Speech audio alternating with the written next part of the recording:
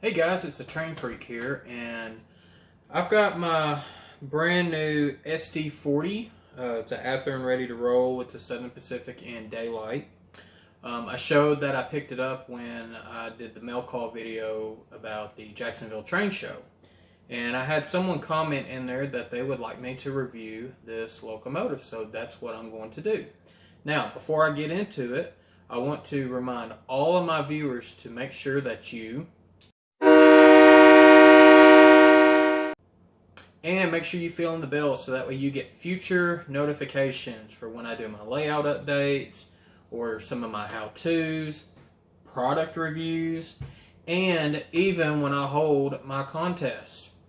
So, let's get into the review of this Southern Pacific SD40. I think it's an SD40. It is an SD40, so let's get into the product review. Alright y'all, so here's the SD40 and I'm going to let y'all watch me unbox it. I already went ahead and cut the tape, the factory seal tape on it. I didn't want to do that on camera, so let's go ahead and lift it out and see how well it is packed. Okay. Oh, it looks like they've given us some detailed parts, so might do that later. Some things that we have in here.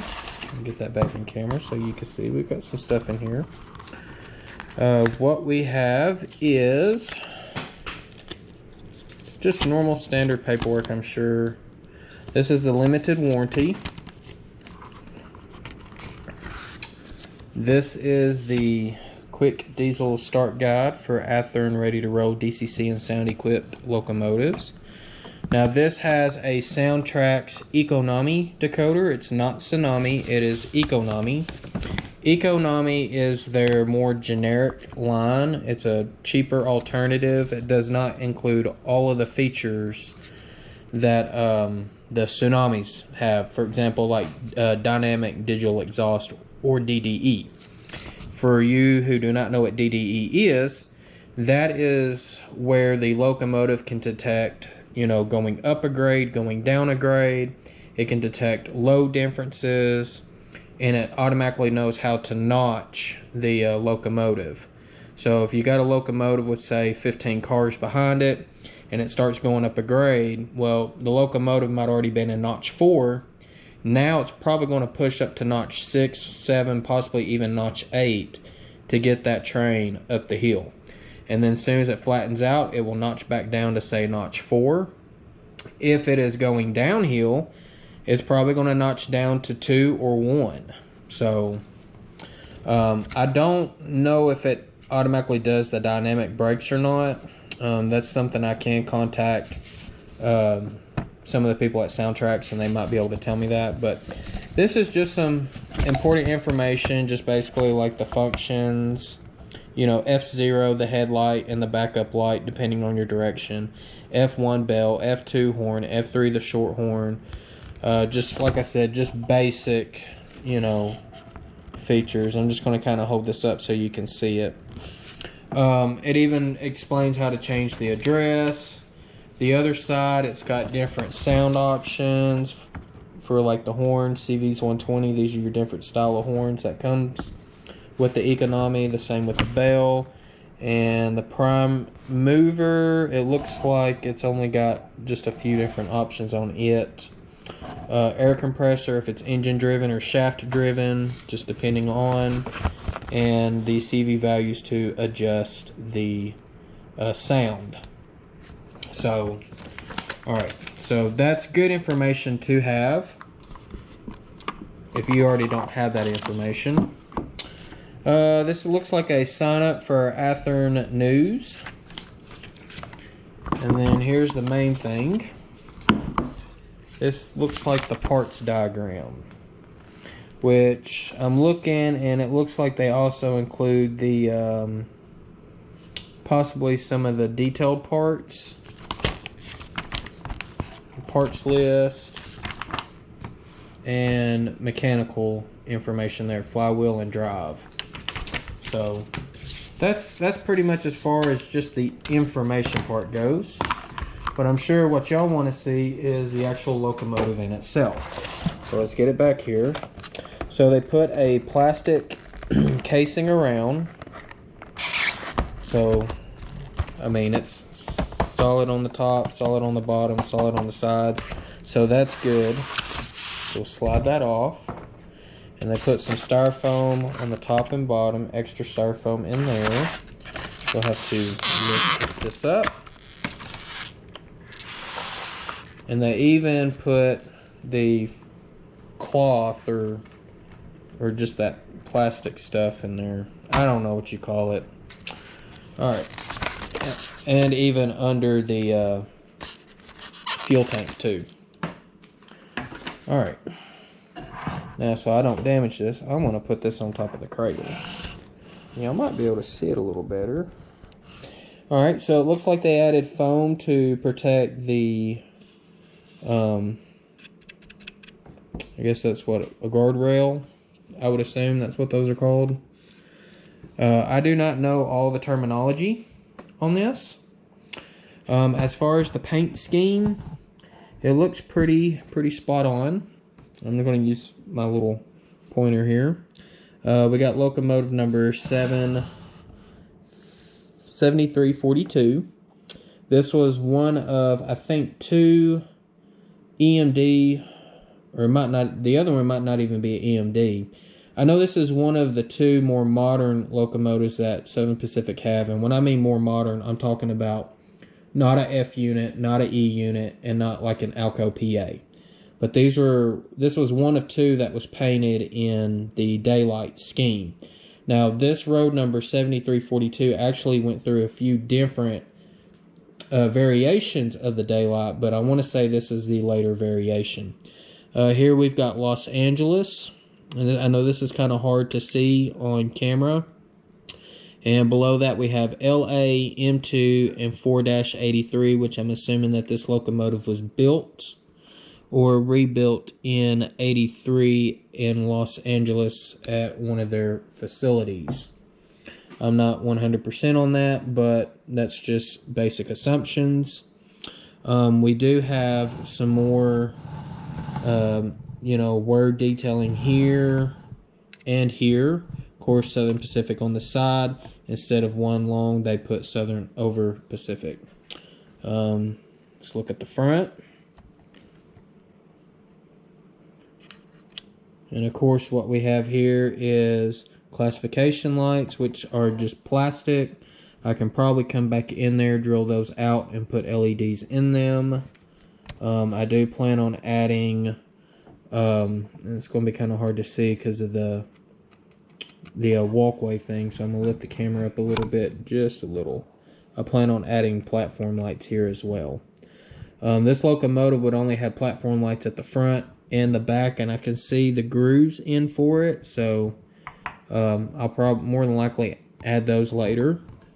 We have an emergency light, which looks just like a jewel. Depending on how tricky it would be to get an LED in there, I might add one, I might not. I do know that there is 2 lights here, which these would be solid lights. The 2 lights up here would be set to a Mars strobe. Number boards, I don't think these are lit. Typically, the ready to run would not have lit number boards. And I'm not going to make them lit because that's going to be a little easier said than done. Take a look at the other side. Pretty much the same information under the cab here. Really nothing different. Take a look at the back. We've got classification lights here as well. We've got the 7342 road number there. We've got the bottom set of lights here, which would be solid for reverse direction, Mars for reverse direction, and of course the red emergency light there. I'm going to lay the locomotive on its side so that way you can see the fan arrangements on the top. And we've got a horn. It's a 3, looks like a 3 chime horn. Looks like something there, but I don't know exactly what it would be. I don't know. I don't think it's the bell. Of course, diesel exhaust, your dynamic braking, radiator fans, and then your just, you know, generic radiator fans. Alright, take a look at the bottom. I mean, pretty standard. As far as the locomotive goes, I don't think there's really any major detail. Here's the bell right here. Let me see if I can get better light on that. So, other than that, I mean, it looks pretty good. I'm just curious as to what the detail parts are going to be for. It's got, you know, all the air hoses. You know, for the back 3 and the 4 on that side, and then it also has the coupler disengage bar, but it's not adjustable. It's glued in here and over here. They've even got the hoses, the 3 on each side actually are numbered, but you can't see it in the camera. And then the same on the front with the snowplow. And then of course it looks like they put in ditch lights, but these are not working ditch lights.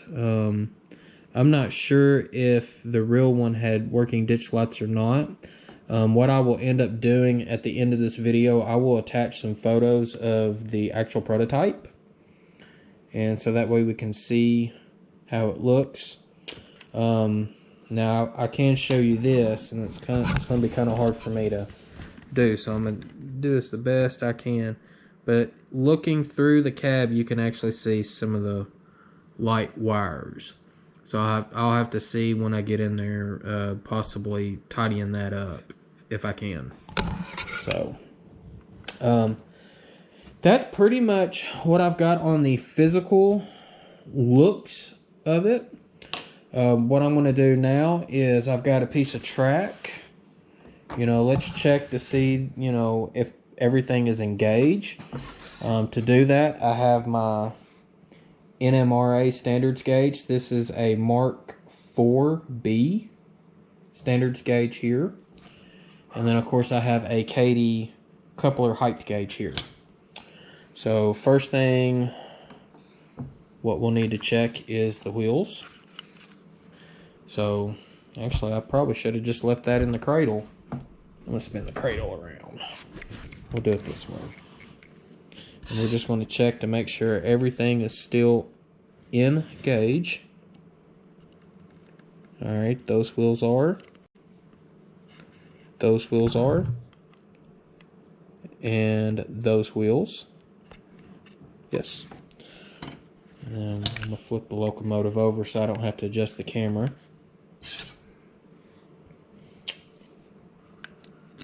Alright, those are engaged. Those are engaged, and those are also engaged. So that's good. At least we know our wheels are all engaged. Now for coupler height. Now these are a couple of spare pieces of track that I have, so I'm not going to slide the locomotive. I'm actually going to slide the coupler gauge. And what I'm going to do, so that way I can get a better height difference, I'm going to slide this to the edge of the table. And I'm holding my GoPro because I want y'all to be able to see this. So I'm going to try to hold it as still as possible. And it looks like our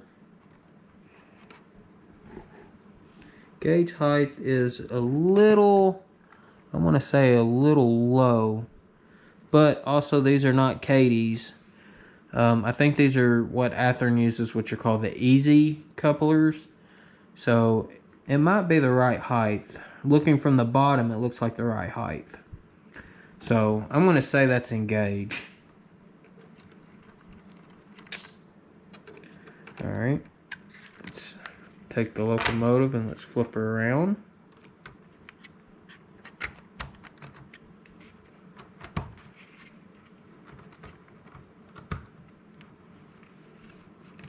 And that one, that back coupler is definitely engaged. I don't know how well y'all can see this. But let me see if I can get a little closer. I don't know if y'all can tell or not. But yeah, that's definitely engaged. All right, well, I mean, to me, that's kind of past a couple of things. I haven't decided if I'm going to use this as a head unit. It might be a DPU, maybe in the middle of the train somewhere, or it could be somewhere on the front. I mean, there's so many different possibilities. So what I'm going to do is we're going to break away, and we're going to go put this on the layout and fire up so we can hear the sound. So I will be right back.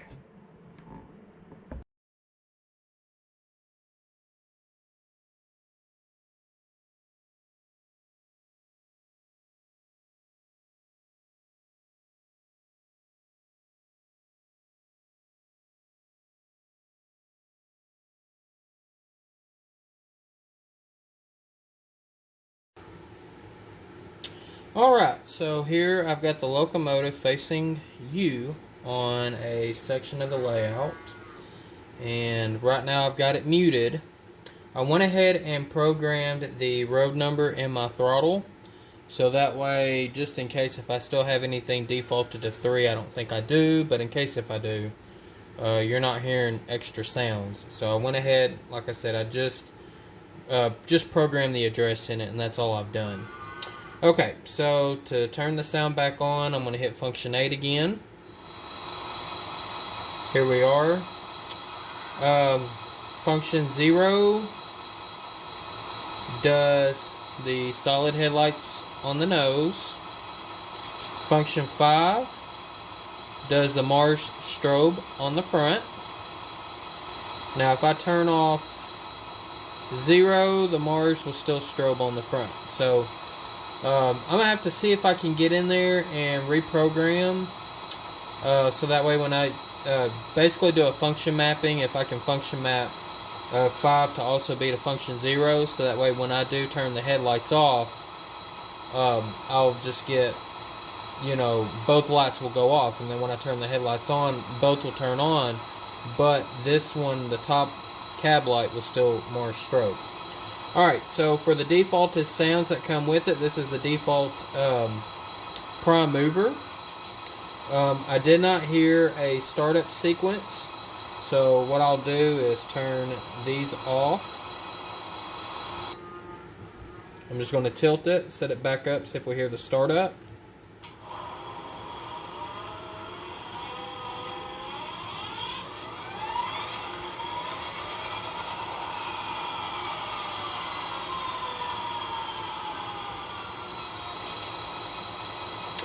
Alright, let's get a bell.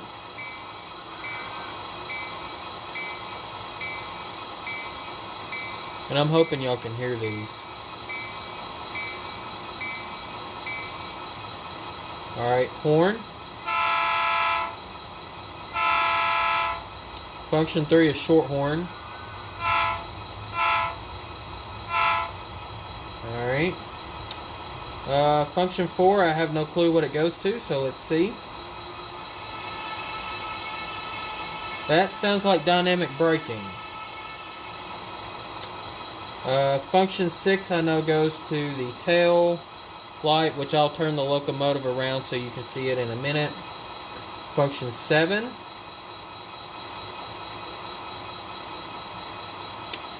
Alright, it looks like it's controlling the brightness of the front headlight. It's dimming it. I don't know if you can tell. You might be able to tell a little bit. Function 8 is mute. Function 9. I don't hear anything. And of course, function 0 is your headlight. Alright. Let's see how it moves. I'm putting it in speed step 1, forward. Well, first I need to make sure I'm in 128 speed steps. I never run in 28. So 128 is how I always run my stuff. So I am in 128. So let me increase it.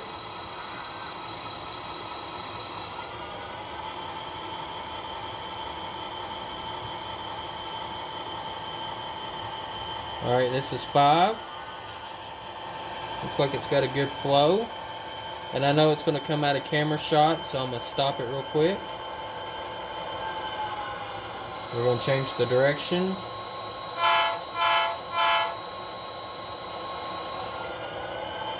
This is speed step 1.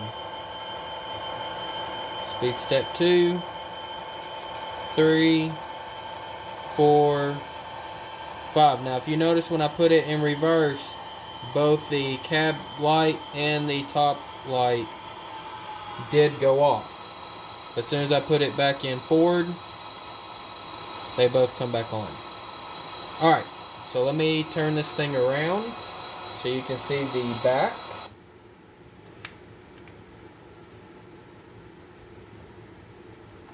It's a little trickier to put on a curved piece of track.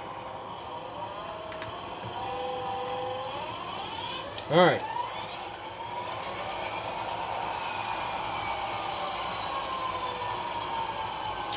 Alright, so we got it in reverse. Like I said, 0 is the bottom light. Now I'm curious if 7 does dim. Yes, 7 does dim it as well. Alright, and function 6 does the rear Mars strobing. Now I do not know if these are LEDs or incandescents. I'm hoping that they are LEDs. I'll have to actually go and look in the manual to find out. But in my opinion, this is a pretty decent locomotive. You know, the only thing that doesn't meet my expectations is the fact that it's got Econami Sound and not Tsunami Sound. But I'm sure if Athearn made this locomotive in the Genesis brand, it would probably come with the Tsunami 2 sound. Alright y'all, well this is going to wrap up the tutorial. As you can see, I've got some box cars behind this thing, so here in just a second, I'm going to let you watch this run on part of the layout and see how well it pulls. But let me go ahead and tell you that if you haven't subscribed, make sure you do, and fill in the bell so that way you receive future notifications on my videos. Now I don't think YouTube is doing the notifications via email, but if you got a smartphone, it should notify you when I release a new video. Thumbs up, so that way it helps, you know, with my channel, with YouTube's algorithms. And then, you know, feel free to comment and feel free to share, you know, with any of your railroad friends or model railroad friends, either or. So like I said, I'm going to let y'all have at it. Y'all be safe out there and happy railroading.